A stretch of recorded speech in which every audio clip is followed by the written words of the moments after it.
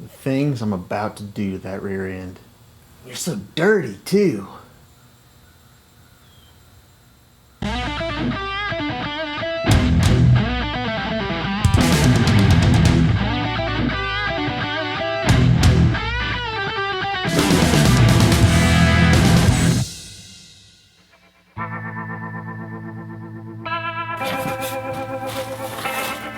It is the day.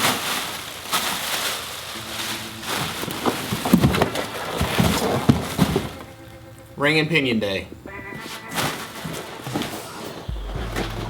Alright, so I got my ring and pinion in. This particular ring and pinion came from Motive Gear. I will tell you that there is a difference between just a regular ring and pinion and a performance version. Most of the vendors have both, they offer both. You know, your standard ring and pinion that you put in just for street driving is not the same as you would need for a high performance drag car or whatever your application is. So when buying a ring and pinion, make sure you check into that. This is Motive Gear's performance version. I think the difference is just the alloy of steel they use, but I don't know. I actually had a ring and pinion set. There was a 327 gear from Ford Performance Parts or whatever it is. I don't really know how those things hold up, and I didn't want to chance it. And I actually wanted to go with something a little lower anyway, so I ordered a 355 from Motive Gear, and we're gonna get this thing installed. First thing I'm gonna do though is clean the housing.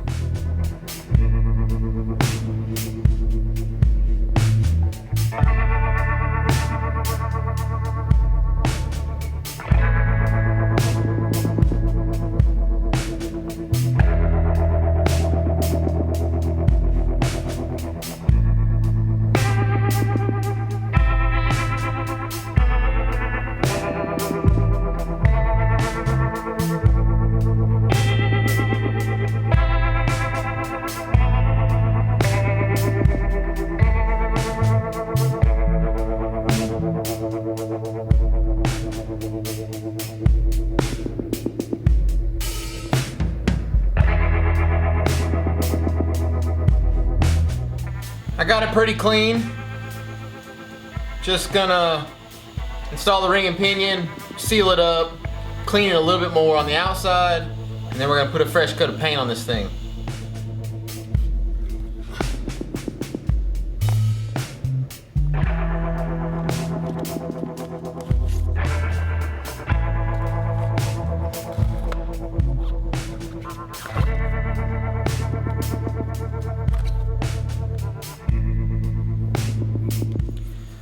Setting up a ring and pinion can be one of those things that is very scary because it has to be precisely set up in order for the gear to wear right, to run right, to last, not to break. So I'm gonna try to explain this in the easiest way I possibly can without kind of losing you on the deal.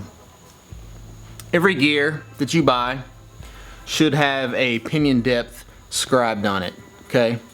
And so that's going to be the depth of this pinion gear from the center line of the ring gear.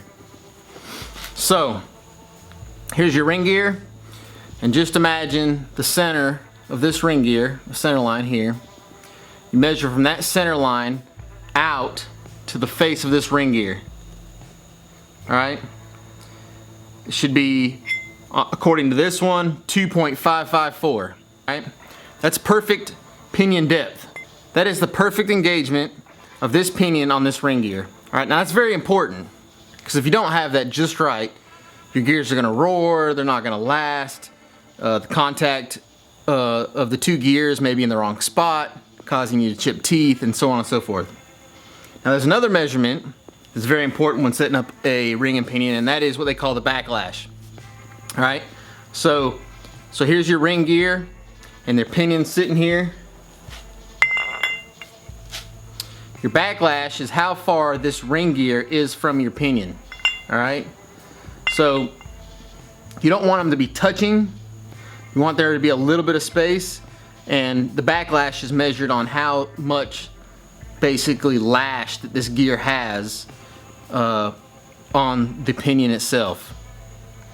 I'm sure this is pretty confusing, but I'm gonna try my best.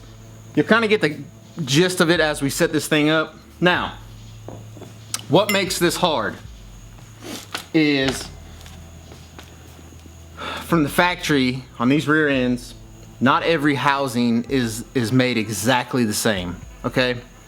So, you know, when the gear manufacturer makes the gears, they're very precise on how they make it, they run it, they check it, and they know exactly what the pinion depth should be for that particular gear. On the automotive side, they don't do that. On the housings, they're, you know, it's an assembly line, they're going out the door, you know, it's a CNC that kind of mills these things to the depths and so forth they need, but they're not exact. And so that's why every one of these rear ends that you set up need to be shimmed differently, even if it's the exact same gear every time.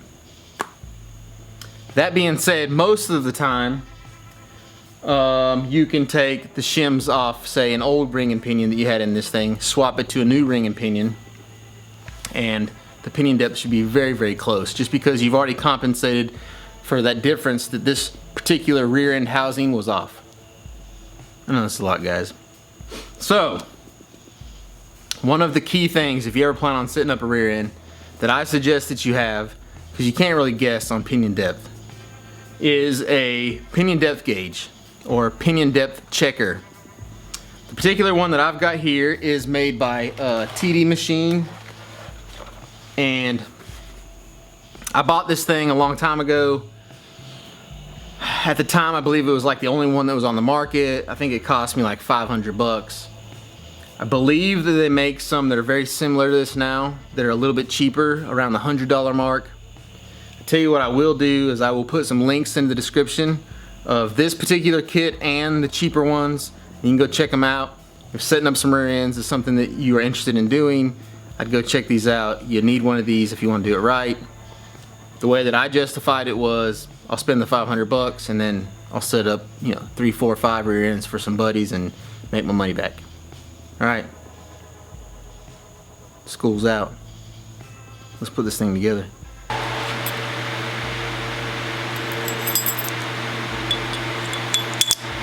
If you plan on doing a ring and pinion change yourself, I recommend getting an assortment of shims.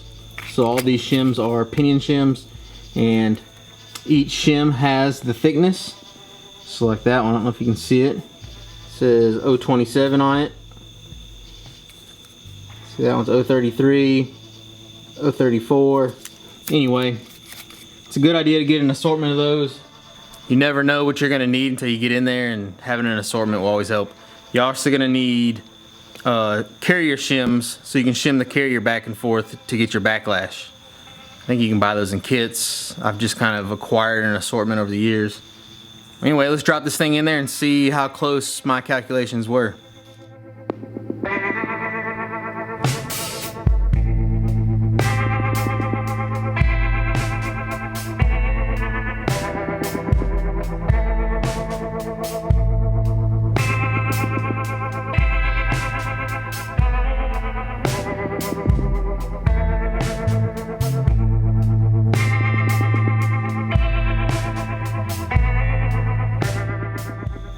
Alright, so the way that this pinion depth gauge works is you basically set the dial indicator up and you calibrate it with this little tube. So it's got a little arm that goes on the end of the dial indicator, and then you just slide that arm in this hole here, and once you line it up and zero it out, you tighten it down, and then you know that this is a known distance. This is 3 inches, 375 thousandths is what it is.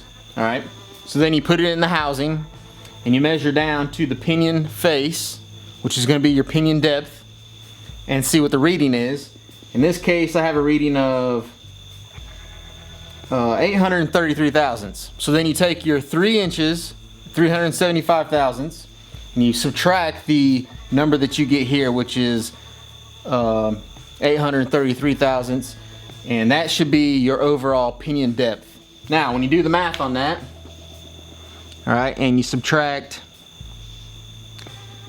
what we're getting on the gauge there, which is 833 thousandths, equals. So that's my pinion depth, 2.542. Now, the problem is the pinion depth should be 2.554. So what it looks like is it's not deep enough. It's not deep enough by about 12 thousandths. So it looks like the original shim was probably the right shim, or really close. It was within 2 thousandths of the right shim. Guess we're gonna press the bearing back off, put the old shim back on, put everything back together, slide it in the housing. I'll recheck it just to make sure that the pinion depth does measure up correctly, and once that's done, then we can move on to the next stage. Hope you guys are getting this. You taking notes? You need to be taking notes.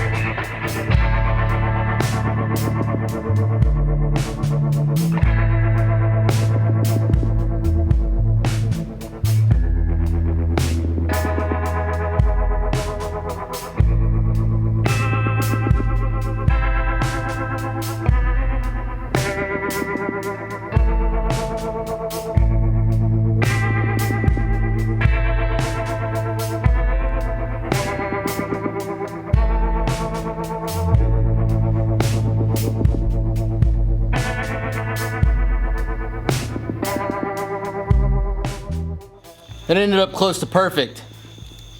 About 2 thousandths off. So I mean, it's good enough.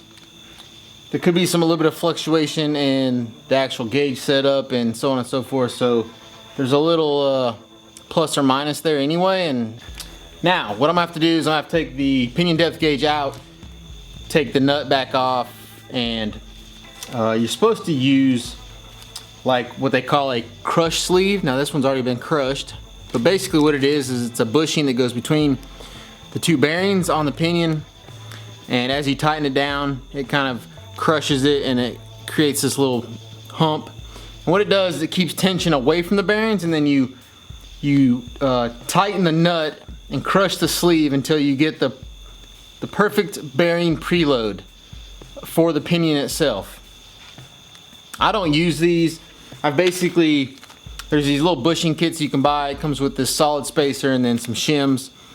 If you know the exact distance between the bearings that creates the amount of bearing preload that you need or you want, you can just use something like this. The crush sleeves are just easy because there's no adjusting. Like, you just keep tightening it down until you get the right preload and then you're done.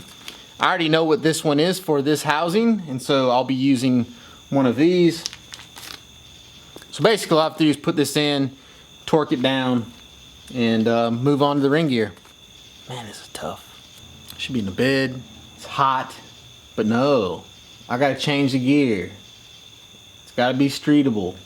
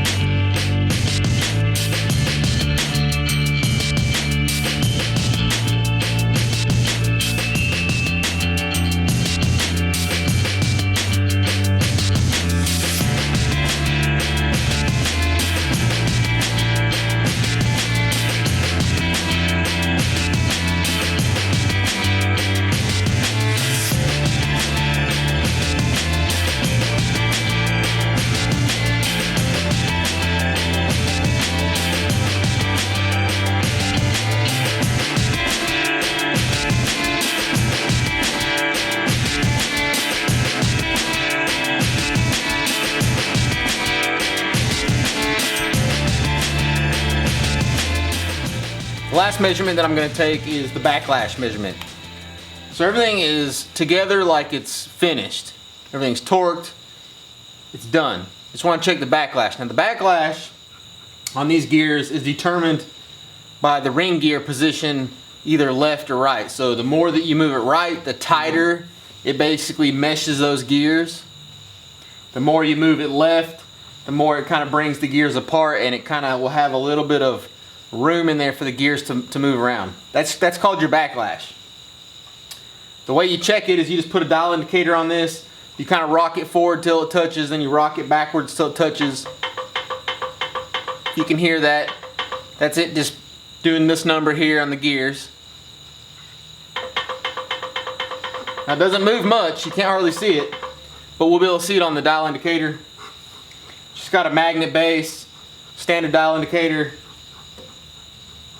Zero this bad boy out.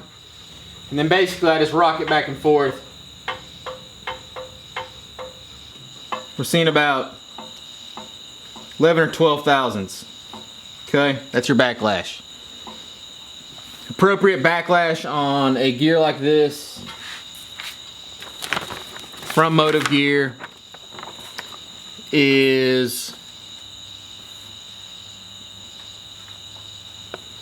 8 to 12 thousandths. So we're right, and we're on the high range, a little loose. Loose is fast. So we're good to go.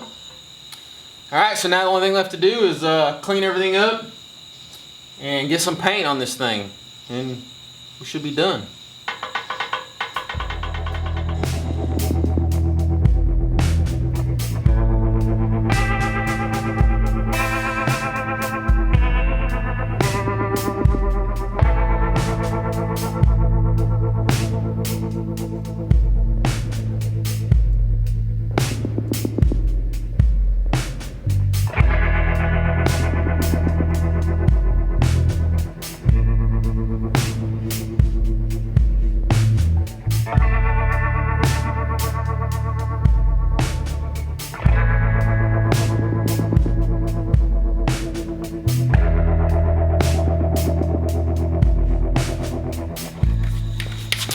Alright, got the housing clean.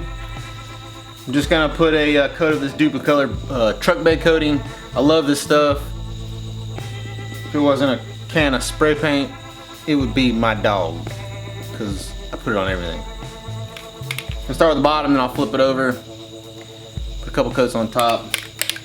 She should be good as new.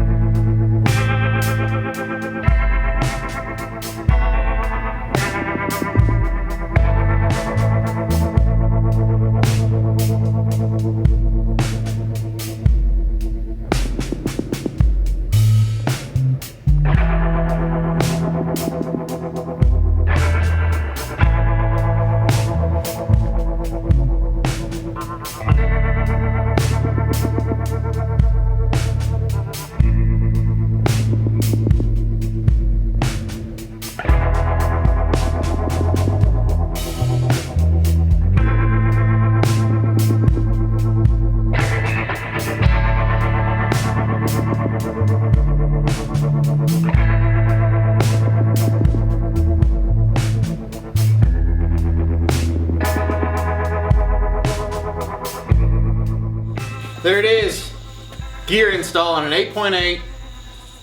It's not that bad, guys. Come on, you can do this. Just need the right tools.